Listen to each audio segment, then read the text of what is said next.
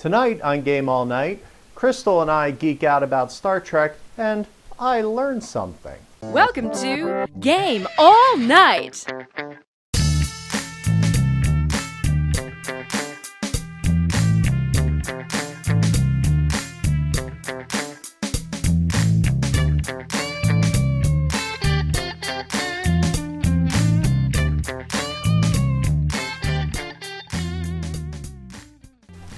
Tonight, I'm joined by Crystal Pisano of Board Game Blitz. Now, I'm coming at you live from in front of the shelfie of Jay Peak. He sent his in using the hashtag GANShelfie, and you can too, to be featured on a future episode. Now, be sure to stay tuned because we answer the question, who was the best Star Trek character? Now, let's get on with the show. Hey guys, Gary Pope here, the producer who just can't seem to not stop screwing something up. But anyways, this episode and also on the two previous ones, we've been dealing with a bad hard drive, which has caused parts of the episode to go missing. So I tried my best to piece together the thing, so if you notice any jump cuts, and that's why. And also try to make as much sense as possible. But if there's ever any big jumps, I do actually stop the tape and I do give you guys a filler on what happened in between. But that's all I really wanted to say. Hope you enjoyed the show. Hello and welcome to Game All Night. Tonight I am joined by Crystal Pisano. You might recognize her or not from Board Game Blitz, but you'll definitely recognize her when she talks, I'm sure. Hi Crystal, how are we doing tonight? I'm doing great. Thank you so much for having me on the show. Oh, not at all. Are you wearing the rainbow color to kind of try and blend in with your background there for some reason? I kind of created a little bit of a set for myself since I don't do a lot of video recording, and the rainbow maple shirt is just great in general, and it just happens to match. Okay, it's good. I mean, I was kind of like, part of me initially thought it may have been Space Invaders until I realized it was Meeples, but it's totes awesome. I love it. I love it. Thanks. All right. So let's just dive right in. So you've been in board game media not very long. You guys just started. I remember hearing episode 1 shortly before Gen Con, if memory serves. So what's life been like since you started that up? Yeah, it'll be 2 years in May since we started the show, and it's been a bit of a wild ride, honestly. I was doing some written content for a different website before we started the podcast, and then it's been a bit of a whirlwind. It doesn't actually feel like it's been almost 2 years now, and the community has been incredibly supportive for our entire tenure, and I am eternally grateful for some of the other content creators that, reached out to us, provided help and info to us when we were getting started, and then have supported and shared our content while we've been doing the show. That's awesome. And for those of you who may not know, Crystal hosts the show, and it's you and 2 other ladies, and it was like one of the first all-female casts doing a show, and it's, as a guy, I'm kind of like, all right, I'll give it a listen, see what's up, and it's hysterical, it's funny, Ambi covers some of the deeper stuff, and you guys cover everything. It's got a little bit of something for everybody in it. Yeah, we definitely, it was a bit of a challenge starting out because the 3 of us were complete strangers when we started talking about doing the podcast. And so we didn't know each other that well, and we all had different gaming tastes, and we wondered if that would be problematic, but it's actually helped us create content that's pretty unique because most podcasts tend to be people in the same game group who are then sitting down in a room and recording and talking about the things they've played together, which that's really interesting. But what we do is we get to talk about our gameplays with people who weren't there for the experience, and they can, we kind of try to ask each other questions about the experience and throw in our 2 cents about a game if we've played it before. But it's definitely different from a lot of the other board game podcasts. Definitely. And so wait a second. You guys never met when you did this? It was you. How did this happen? So in the summer of 2015, someone posted a thread on the Board Game subreddit on the website Reddit. And they asked, what's missing from Board Game podcasts? And a bunch of things were mentioned, but two themes that popped up quite a bit were that there weren't enough women in Board Game podcasts and that there weren't enough short-length Board Game podcasts.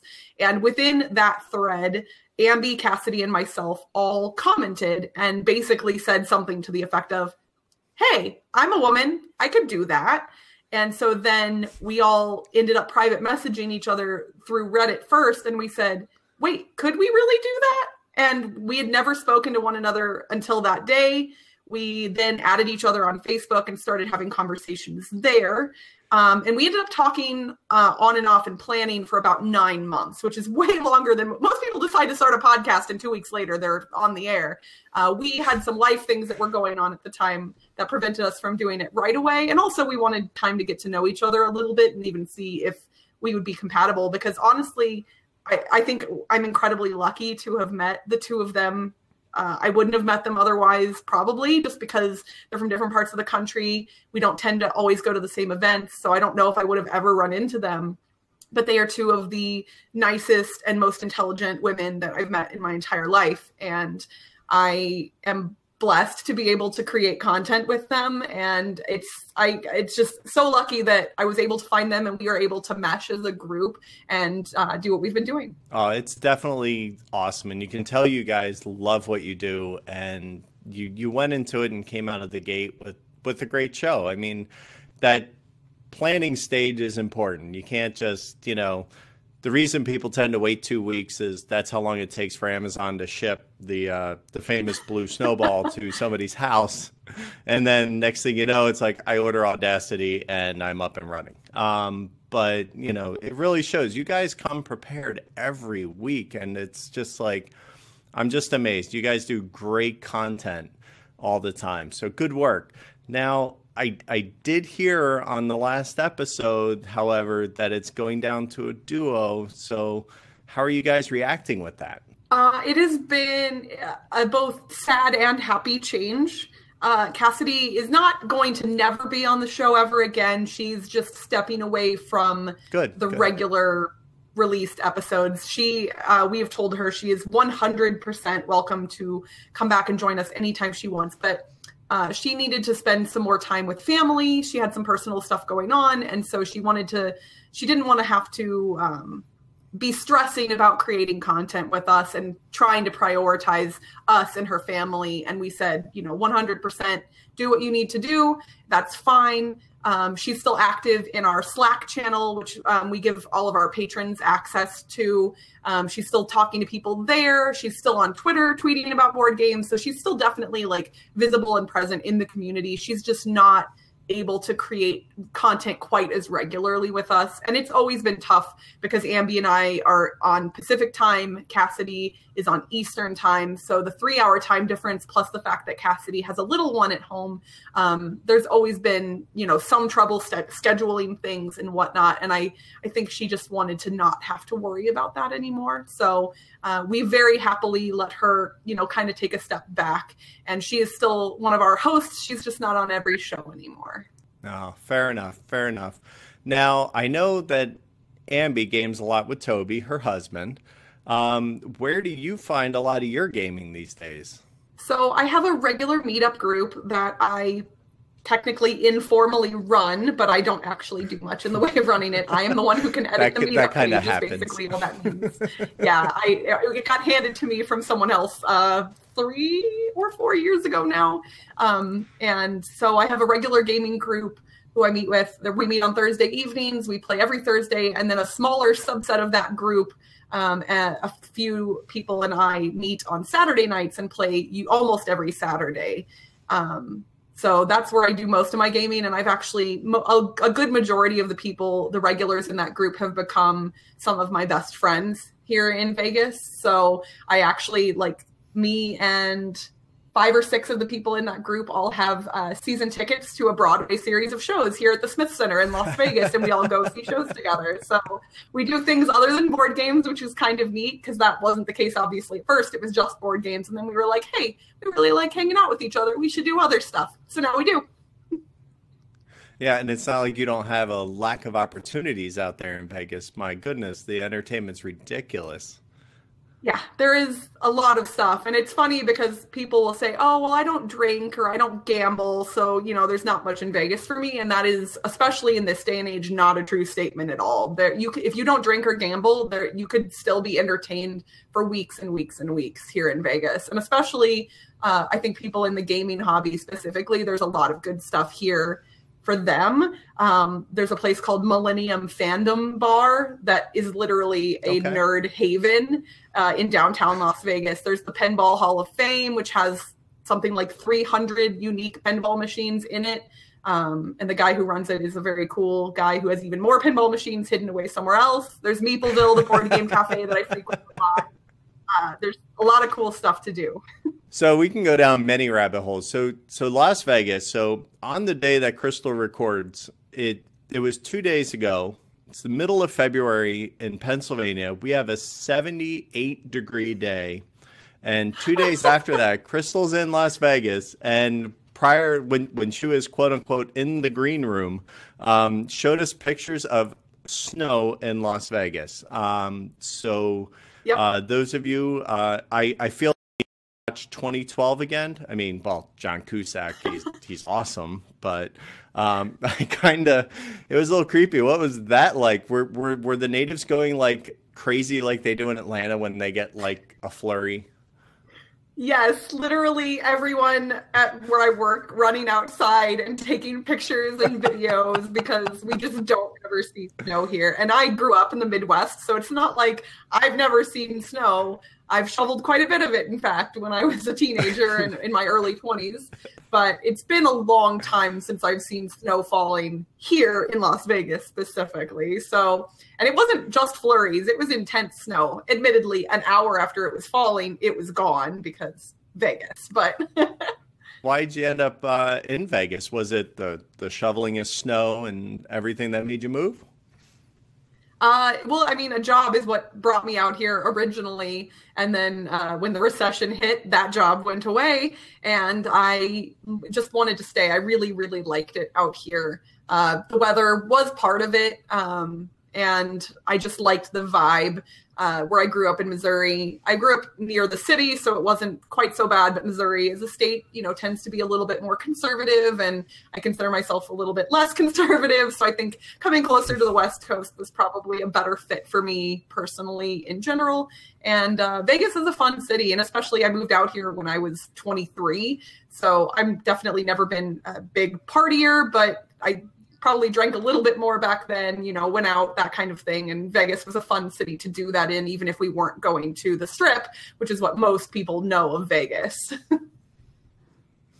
Yeah, I mean, it's long and it's where everybody pays you to go. So it makes sense.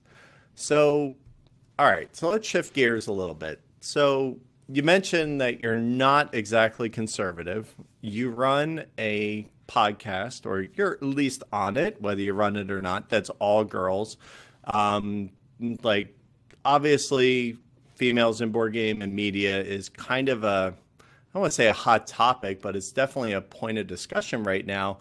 Have you guys, like, personally seen anything that is just kind of changing right now? Or what do you see as the current state of affair? It's definitely changing, and I think for the better. And that's not to say that we're in the place that we should be as a hobby or as a world in general at this point. There have always been women playing games. A lot of people say, oh, well, this was a male-dominated hobby.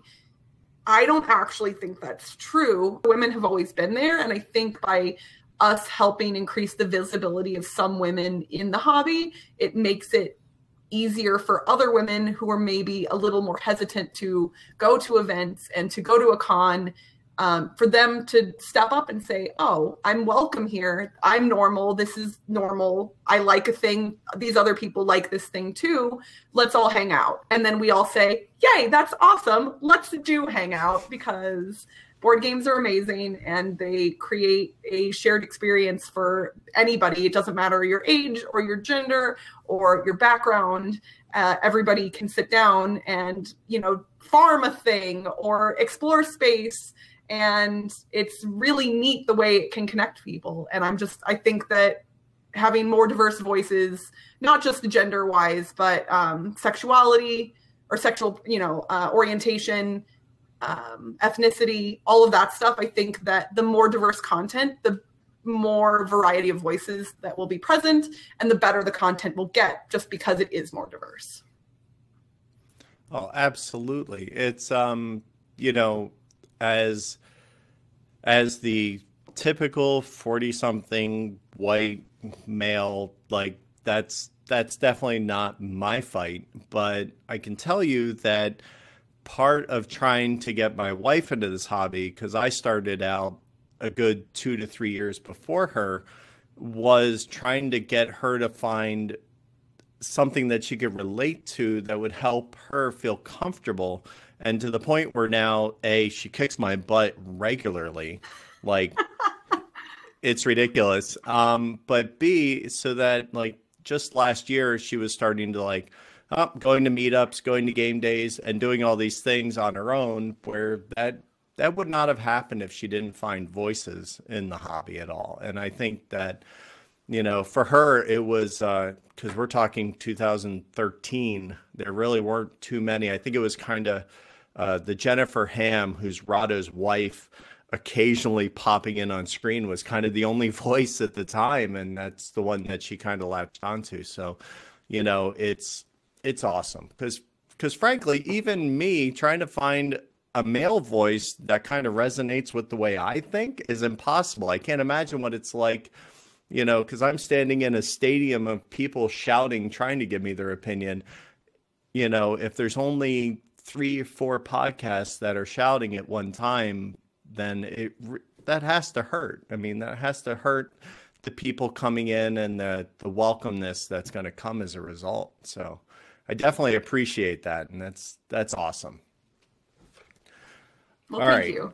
So and I thought it was hysterical because I met Ambi, and I'm do a little bit of 18xx. I'm not crazy. And she, I met her at Gen Con, and literally her and Toby were going to play an 18xx game. And it just kind of stopped me, because at that point I hadn't really known any ladies who do 18xx, let alone, running to play it. I was just kind of like, oh, wait a second. I need to check myself. And that's definitely different. So as this 40-something white average northeastern US guy, what can I do to try and help grow the hobby and make everybody feel more welcome? What's something I can do?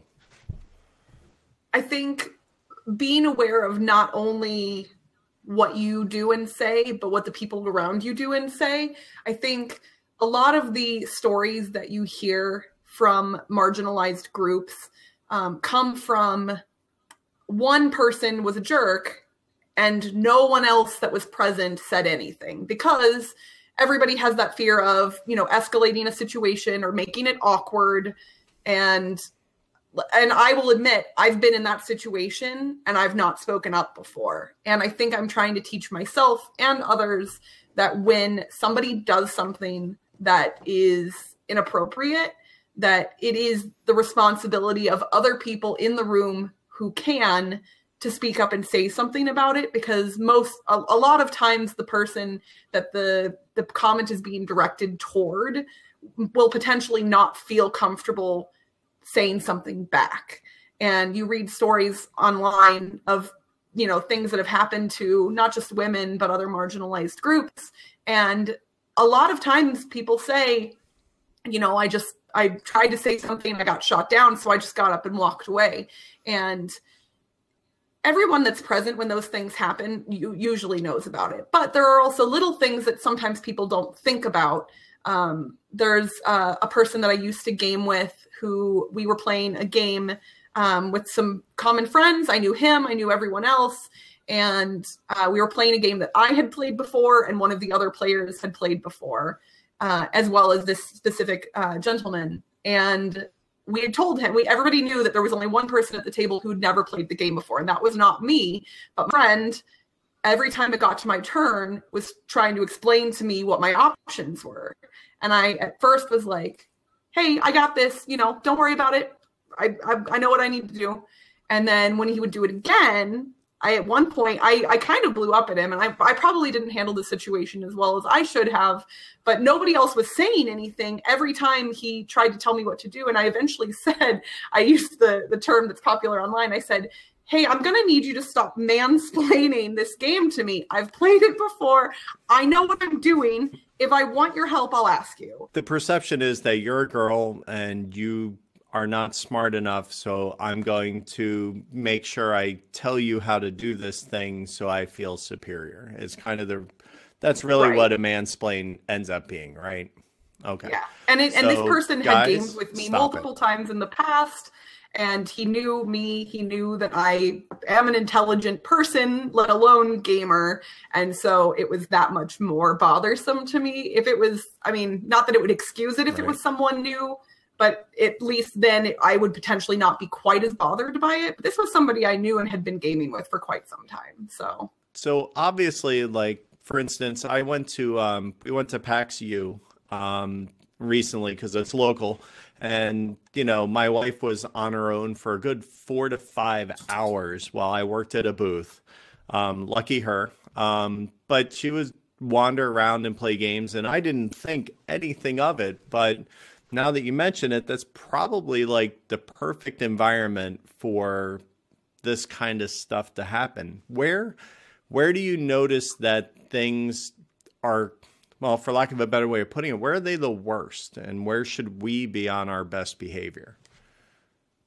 It feels like a number of conventions are doing better at having publicly listed codes of conduct against that type of behavior. And I think the online community has gotten to a point where, in general, the vocal people are very much aware of those kind of things and will help say something if something is going on.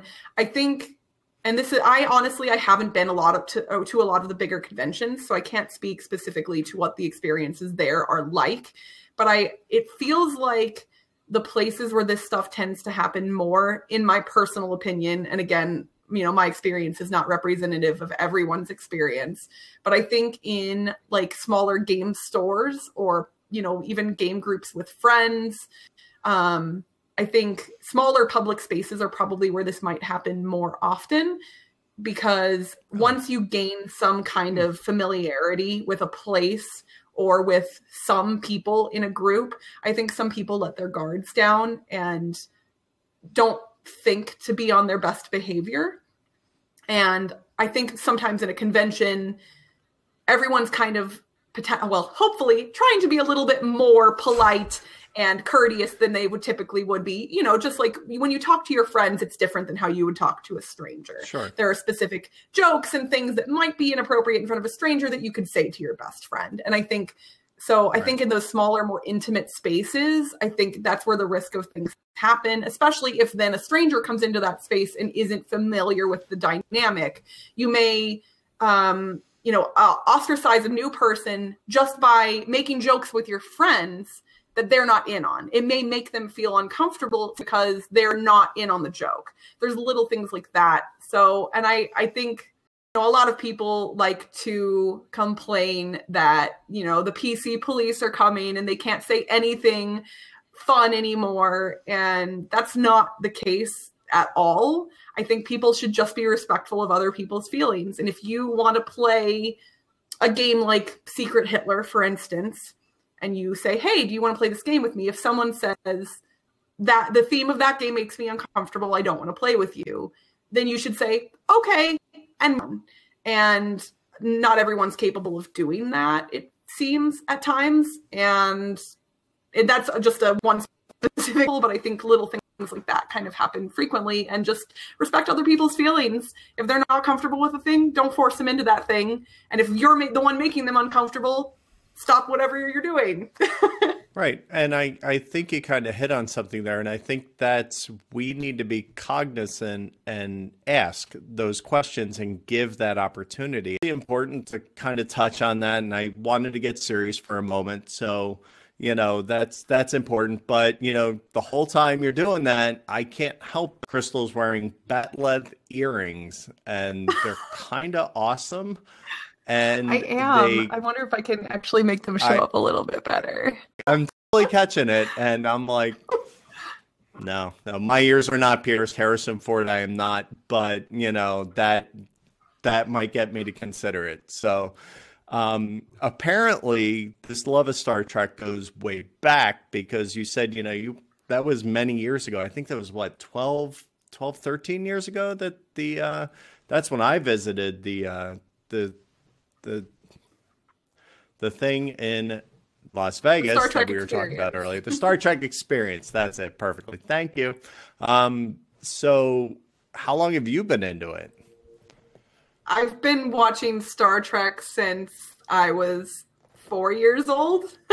Because Next Generation started in technically started in 1987.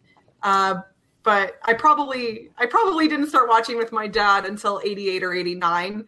And I'm sure at that point I wasn't really paying that much attention. There are definitely some of those early episodes that I had to rewatch later in life to actually remember. But I started watching Next Generation fairly young. I went to all of the movie releases that happened in my life as well. And I didn't actually pick up some of the other series until later in life, because, you know, being a teenager and then college, stuff gets in the way and TV becomes less of a priority. But now that you can't stream everything. Watch lots of TV. Yeah. Exactly. That's awesome. So, I mean, you got in kind of on the ground floor of that. I mean, I'm old, but I'm not old enough to have seen original series live at 8 o'clock whenever it came on. But I definitely remember Next Gen coming on, and I remember Farpoint coming out and all that. So I totally remember the hype around that. It was pretty epic when it came out. And then, my God, there was Star Trek on for years and years. I forget what the run was, because it went from one to the next to the next. And I think when Voyager finally went dark was when it finally went off. I think 14 years later. I'm sorry, guys. I'm showing my non-Trek cred here, but. Hey guys, Gary here. This next segment actually goes missing in the final recording because the whole hard drive issue thing. But I'm not the biggest Trekkie, so I can't entirely recall exactly what's being talked about. I just know in this next part Chris is talking about Discovery, just to catch you up on what's going on. But yeah, you guys enjoy this, you Trekkie folks. I think what they did was they finally went enough away from the Roddenberry code and made these characters fallible, and made the Federation fallible. I think that's what they needed to do, because it's not perfect. And I think that brings me full circle back to DS9, because I think you start to see that there, like that the Federation is not perfect, that it operates with Section 23. You had those kind of things happening. And I think that they start to realize that it's utopia. We don't have money, but we totally have money, and it's totally not utopia like anymore. See, this is that awkward moment where I go, if I don't correct him and tell him it's Section 31, do I lose Trek Thank you. cred? No, you like, gain it, and I lose it. I don't want to be rude, but I also don't want people. No, please call him out. No, what's funny absolutely. is I'm a huge Trek fan, and I have never seen an episode of Enterprise. Not one. I've never watched it. It started in 2005, I believe, or it ended in 2005. Basically, it hit right for me when I was either finishing up high school or in college, and I was watching almost no TV at that point. Like, Lost was big at that point, like around the same time. Heroes was really big around that time. I'd never watched any of those shows. I tried picking up Lost later, and I could not. Like, people can tweet at me about that, but I couldn't do it. I will forever say that J.J. Abrams can write a show for 2 seasons and then he's done and he runs out of ideas. That's kind of what happens. How long I lasted, I think. Yeah. It's like the same thing happened with Alias. It was just like I loved it, and then all of a sudden it's like, oh, what do you mean I have to write 2 more seasons? Okay. Lost was exactly the same way. It's just like the first 2 are great, and then they were like, well, what's going on? Well, in any event, I had the end for me, so then it all just kind of ruined it. Yeah. But the end was not the end that they actually said it was, but it totally was the end that it ended up being. It's just very confusing. So I don't know. But no, I totally agree. Yeah, toad spoilers. I was trying to be nice. Look, if you haven't watched Lost by now, you really don't care. Let's be honest. And that was the thing. Like when it got spoiled for me, I couldn't really be mad about it, but I was kind of a little mad because I'd been able to hold off for so long. Hey, trust me, there's still enough questions. Like, we still don't know what the freaking smoke monster was all about. Like, I mean, come on. Like, I just thought somebody had a smoking problem. That was it. It's just kind of like, hey, or how did the bus end up there? Like, who knows? But Discovery, I think you're right. I think it's definitely the modern one.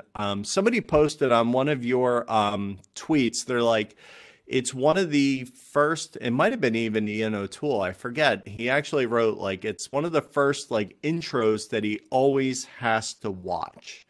And while it has definitely some Game of Thrones overtones, because it seems like, Daredevil, this one, and Game of Thrones are all written by the same people, they're still all really awesome. And I agree. I can't not watch them. They're great. And it's awesome. Yeah. I agree. So, like when I was binge watching Deep Space Nine, it's literally just like spinning shots of the space station over and over and over again. And I was like, yeah, skipping that. But the Discovery intro with like the prints and like the interesting looking drawings of the components, like the badge and the ship and all of that stuff. I think it's very different from most Trek shows, and it's interesting. I almost hate when they add the little nod to the original Trek theme right at the end. I almost feel like it's almost like you got to do something, and they shoehorned it in. But no, I agree. I totally love it. Yeah, it threw me off at first, but I think I've kind of grown to appreciate it more. Okay. Phil, that's just because it's about to start. I think that's what that is. Like the good stuff is coming just right now. So yeah, that makes sense. But I think they're really, because this series takes place 10 years before the original series in the Trek timeline, I think they're doing a good job of making some connections to what Trek fans already know from the universe and the things that they recognize in it, while not making those references necessary to love and appreciate Discovery in and of itself. So I think they've done a really good job of it's not fan service. They're not throwing in things just for the sake of the fans. They're putting in interesting little nods to the original series and the stories that people already know, like as kind of fun little Easter eggs, but it's not detracting from the story that they're trying to tell. Well, I know that I can sit here and talk Star Trek for like another 3 hours, and I'm not nearly as versed at it as some. So probably a good time to put a cap on that. So I really want to thank you, Crystal, for coming on. This has been a lot of fun. I hope that the people out there kind of learned something a little new and kind of learned a little bit more. And I really hope that they go check you out. So where can they find you on the internets here? So you can find me on Twitter. You can either tweet at the podcast's account, which is at Board Game Blitz, or you can tweet at me personally, which is my full name, at Crystal Pisano. And basically, Board Game Blitz will give you almost entirely board game content, and my personal handle will give you a combination of board game content, Star Trek stuff, especially when Discovery is actively airing episodes, although I do try not to tweet spoilers because I do recognize that not everybody can watch stuff at the same time. It's real hard sometimes. I'll just tweet, lots of all caps screaming vague things because I get excited or upset about a thing. But yeah, you can follow me at either one of those accounts. We're Board Game Blitz. We're also on Facebook and Instagram by the same handle. We have a Board Game Geek Guild as well that people can join. It looks like the audio cut off right at that point, but Crystal, thank you for being an awesome guest. Be sure to check them out on Board Game Blitz and all of their socials. And also be sure to check out Crystal in the next segment where we play Who Wants to Be a Millionaire. But first, a word from our sponsor.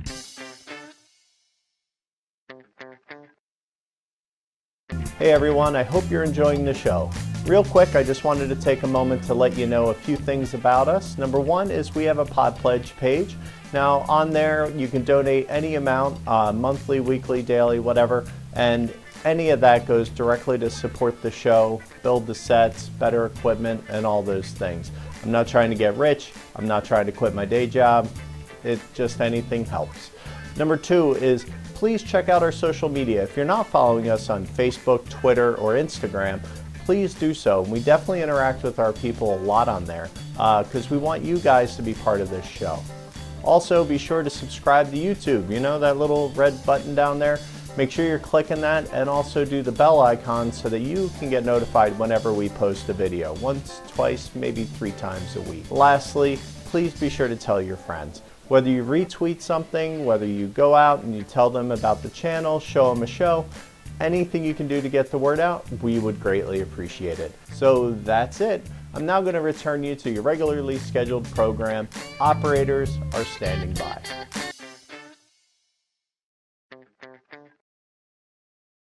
All right, and welcome back. It's time for Game with Guests. Today, I'm putting Crystal in the hot seat as we play Star Trek themed Who Wants to Be a Millionaire.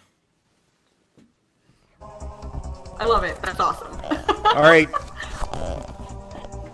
This is pretty cool. Gary outdid himself on this one. All right, so which was the first Enterprise's designation? NCC 1701A, NCC 1701, NCC 1700, or NCC 1701-1. All right, Crystal, which one was it? That A is probably there to trip me up because some of the other enterprises had letters attached to their registration later, but the original enterprise was NCC 1701, so the correct answer would be B. Is that your final answer? I will lock in B as my final answer. All right, Crystal, so let's bring on the second question. What is Captain Kirk's middle name? Is it Timothy? Is it Tiberius? Is it Titus? Or is it Thomas? And that's a lot of alliteration for everybody out there. There is a Thomas in Star Trek. William Riker had a clone brother named Thomas Riker, but Captain Kirk's middle name is actually Tiberius, so the correct answer would be B. B. Final answer? That is my final answer. All right. Absolutely correct. All right. So let's move on to number 3. What character is able to shift forms? Is it Data? Is it the Doctor from Voyager? Is it Odo? Or is it Neelix? Well, since only one of the characters you listed is classified as a shapeshifter, it has to be Odo, which is C. Oh. And of course you are correct, because definitely Odo can shift forms. And I'm going to be really nice to make Gary insert a little picture of an autograph from the actually autograph a little Odo right over there. It's kind of cool. Sorry, Gary. All right. So Data has a pet. What kind of animal is it?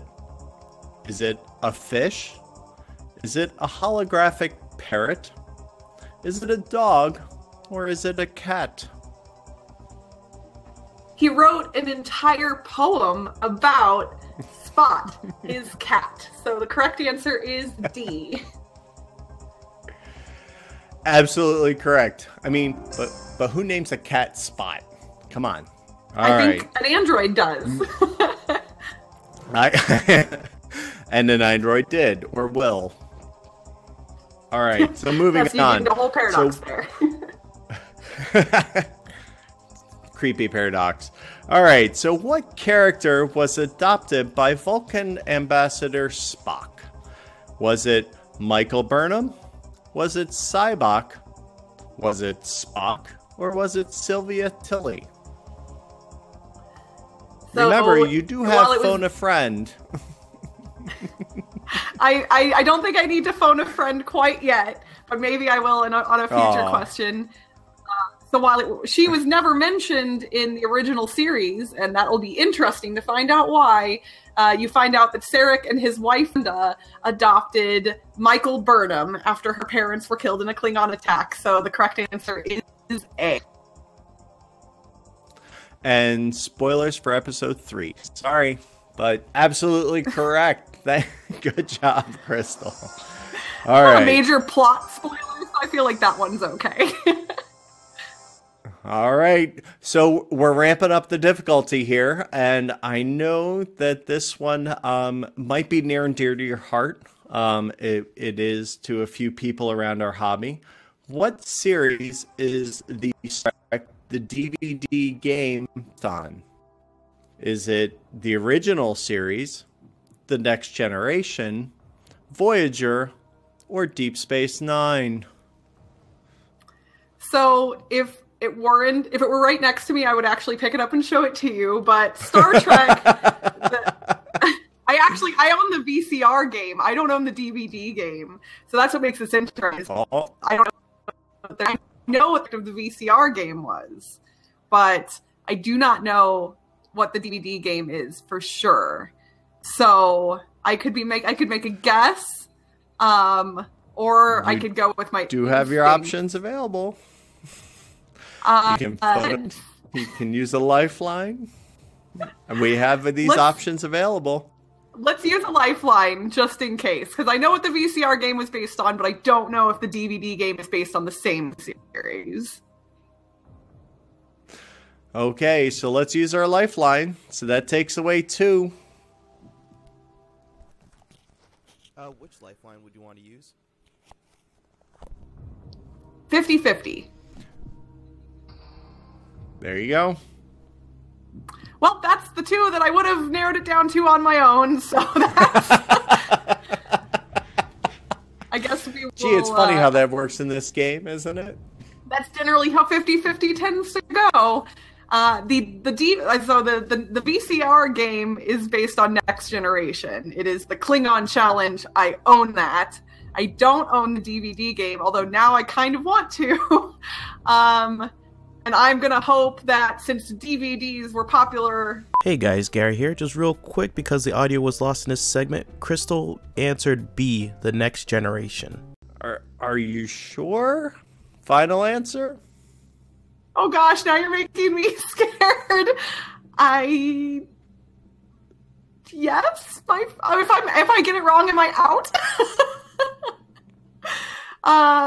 You would be. Unless I would be out. I want to see all the questions, though. I don't want to use up all my lifelines on question 6. I'm going to guess. I'm going to lock it in as my final answer. And that would be the right decision because it absolutely is the Next Generation. That's an awful lot of stress for question 6. Of this quiz, I hope that guessing that's the truth. I was terrified. All right, Crystal, you made it through. That was close. That was really close, but we're about halfway through. Don't forget, you have 2 lifelines left now. You've used 1. You still have your phone a friend, and you can ask the audience, so they still exist. But okay, let's get on to the next question. So, what is the system of maintenance shafts on a starship called? Are they turbo shafts? Are they engineering conduits? Are they Jeffries tubes? Or are they Montgomery tubes? While Montgomery Scott was the engineer on the original Enterprise, the tubes are not named after him, although I don't remember why they're called Jeffries tubes, but that is what they are called. So the correct answer would be C, Jeffries tubes. Final answer? That is my final answer. And that's good because it is correct. And I'm sure somebody will leave something in the comments and tell me exactly why they are called Jeffries tubes, because I do not remember either. I can't remember everything. I know there's a reason for the name. I just don't remember what it is. Fair enough. All right, moving on.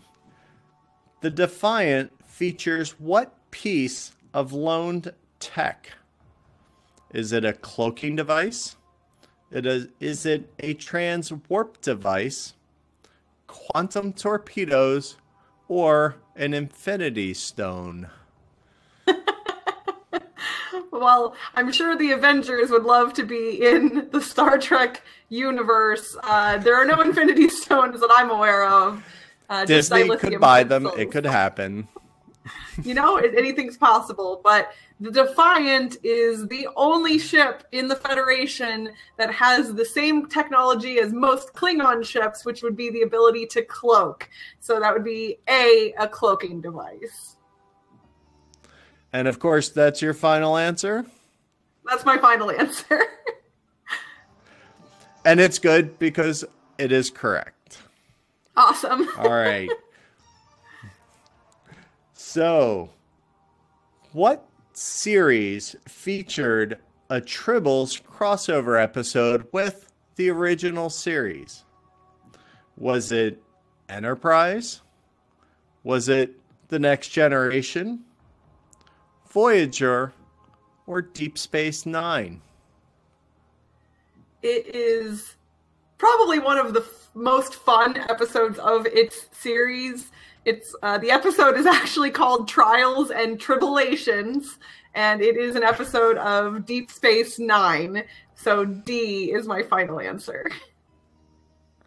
And D is correct. And it's totally one of the best ones. Absolutely. I love it when Worf goes, "We don't talk about that." That's absolutely the best. Yeah. All right. Moving on to our next question, where they start to get really tough.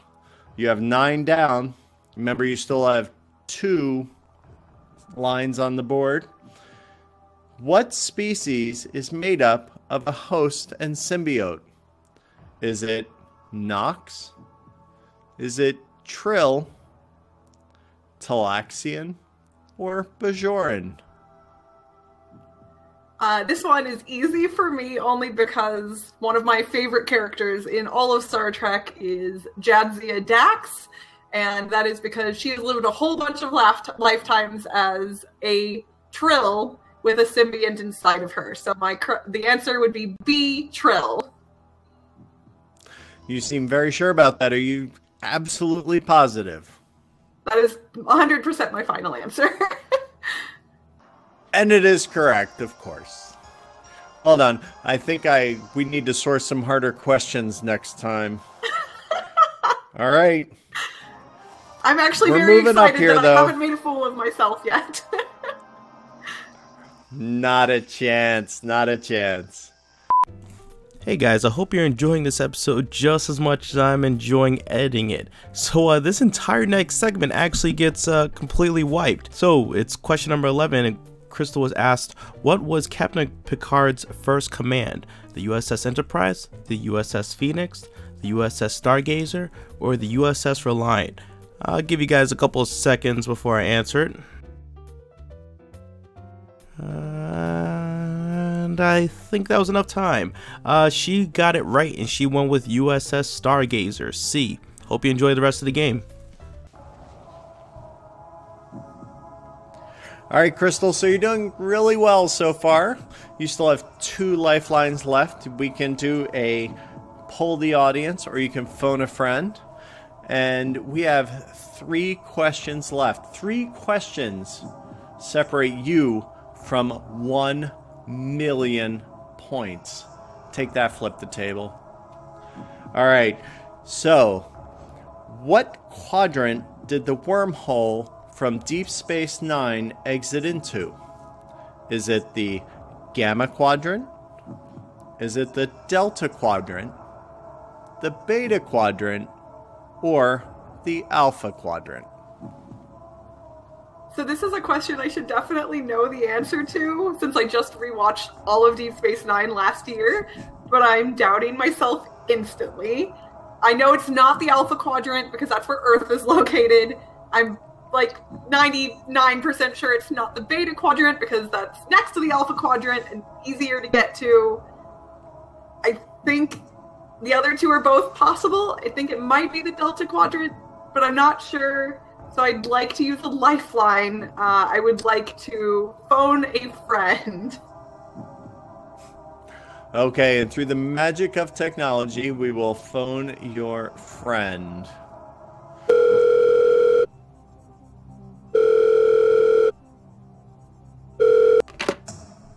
Hey, what's up? Hello? So I actually have to read the question to someone? To a fake person? Oh. Yes. Okay, I'm reading to my friend. So what's the question? Okay, no, they're thinking I didn't have to read it. No, you have to read person. No, Crystal, you have to read me the question. What's the question, Crystal? What's the question? I think it's B. Wait, I didn't even tell you if it's B or not, but like yeah, it's B. And I don't know. I guess I'm like 43% sure. So 43%? yeah, go with it. That's about how sure I am, and it's not enough. Oh gosh. Okay, well my friend thinks the same thing I do, but I don't. So I'm trying to remember because I think the top 2. One of them is definitely where the wormhole leads to, and the other one is where Voyager gets tossed to at the very beginning of the Voyager series. And my initial inclination was Delta, but I think that's where Voyager gets tossed to, and I know that the wormhole doesn't come out of the same place that Voyager does end up. They're different places, but Gamma doesn't sound right. Oh my gosh, I don't know. I don't want to use up my last lifeline, but I also don't want to be eliminated.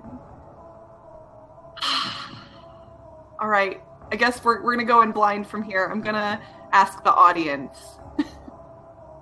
Gonna ask the audience. Yeah. All right, so we're using the last lifeline.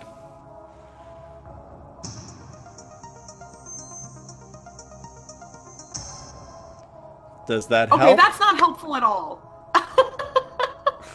That's the worst. The audience rarely is. Star Trek. All right, You're on the wrong show for sure. Yeah, it's okay. Truthfully,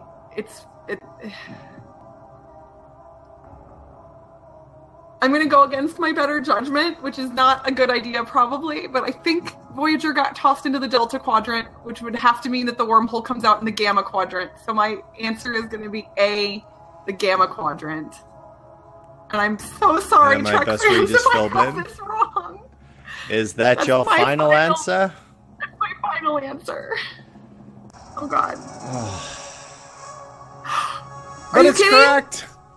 Holy cow! No, you absolutely are correct. Oh my gosh, Well my friend done. in the audience didn't help me at all. Well, they need to get caught up. All right, so we have 2 left. All right. So what role did Majel Barrett not play? Did she not play the computer voice? Did she not play Nurse Chapel? Did she not play Loxana Troy? Or did she not play Lieutenant Commander? Okay, this one's easy, thankfully. Whew. So, Majel Barrett definitely was the voice of the computer in almost every Star Trek series. She was Nurse Chapel in the original series. She is Deanna Troy's mother, Loxana Troy, in The Next Generation. And I don't even know what Lieutenant Commander should theoretically be, because it's not even a name, but she's definitely not that. So my answer is D. Is that your final answer? That is my final answer. And it is correct. So, congratulations. We're here at the end. So, one question separates you from 1 million points. It's technically 10 million in the app, but 10 million. Yeah. 10 million. I can't see the app, so I'll take your word for it. 10 million points. Yeah, I passed 1 million a couple of questions ago. We're going for the stars here. All right. I'll take your word for it. So, which Star Trek game is highest ranked on BGG as of 2 days ago when I did this list? Is it Star Trek Fleet Captains? Is it Star Trek Catan, Star Trek Ascendancy, or Star Trek Attack Wing? And you're all on your own because all the lifelines are gone. Well, the lifelines weren't helping anyway, so that's fine. But this is tough. I have played or owned 3 of the 4 games. Okay, so which one don't you own? I do not own, nor have I played Attack Wing, but I basically know that is the Star Trek version of X-Wing.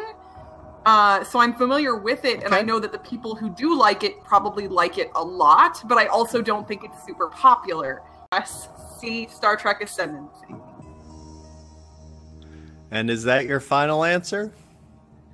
That's all I got. I can't suss it out any further, so that's my final answer. Oh, but you were so close. And I figured that could be the case. Fleet Captains is an awesome game. There apparently is still a lot of love for Fleet Captains. I was a little surprised.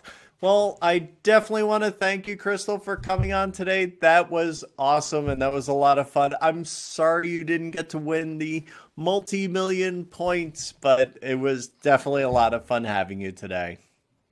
It was wonderful to be one of the first few guests on your all's show.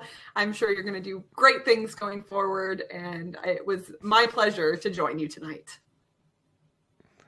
We'll have to have you back for a rematch and maybe some other Star Trek-based games in the future.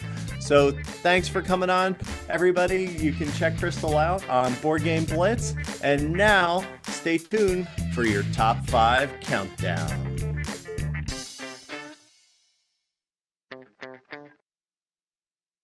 This week's media creator shout out goes out to the Secret Cabal Gaming Podcast. Be sure to check out Jamie, Chris, Tony, Brian, and Steve. Be sure to check them out on your favorite podcast stream.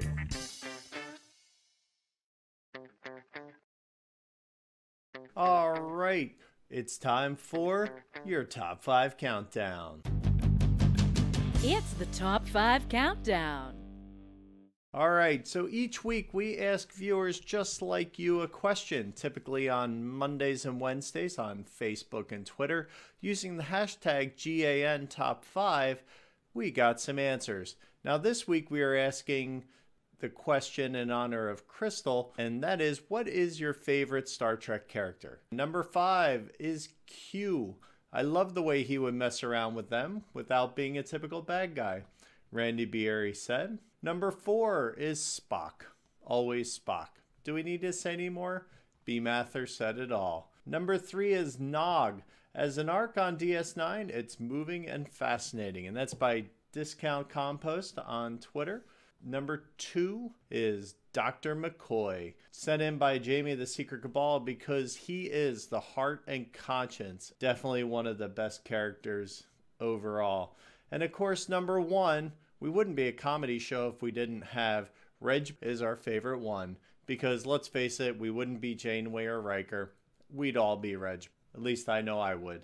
And that was submitted by J. Cole00. That's it. And be sure to tune in next week and send in your own results so we can see you up here on the big screen. Thank you for watching this week and have a great night. Well, thanks for watching this week. If you liked our show, be sure to support us on PodPledge. Also, be sure to subscribe to our social media on Facebook, Twitter, or Instagram using Game All Nite Show. And do not forget to subscribe to our YouTube channel down here in the lower right-hand corner. You can engage with us on the Board Game Geek Guild 3134. Production this week is handled by Gary Pope and Reuven Fisher, and I want to give a special thank you to Jamie Kagi for his help and support of the show. Be sure to tune in next week when we have our next guest and we ask them the tough questions. Thanks for watching, and I want to give a final shout out to all the producers and supporters of the show. As you can see on screen, thanks for helping us out. And be sure to have fun when you game all night. Don't. No. I'm not putting... Don't put your little ears up. Don't. I think he's okay.